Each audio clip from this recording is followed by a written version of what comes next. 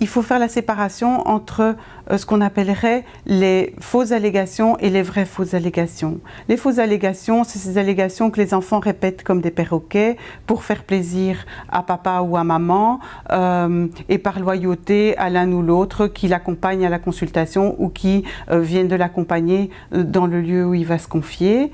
Et très souvent, l'enfant dit d'ailleurs à son parent « j'ai bien dit tout ce que tu m'avais dit de dire ». Ça, c'est le meilleur des cas, mais en général, on sent bien que ça ne vient pas du fond de lui-même et que ce n'est pas associé à une émotion personnelle. Par contre, il y a ce qu'on appelle les vraies fausses allégations, à savoir qu'au départ, ce sont des fausses allégations ou des allégations auxquelles le parent qui accompagne l'enfant croit. Il pense que l'autre parent est capable de maltraiter l'enfant ou de lui faire du mal ou de l'aliéner.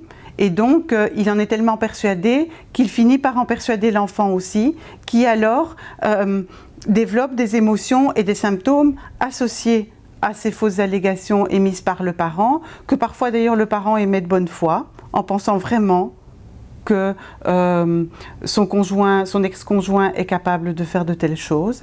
Et donc l'enfant a intégré ça et développe des troubles en lien avec ça et parfois une peur panique de revoir son parent parce qu'il est persuadé que ce que son père ou sa mère a dit était vrai.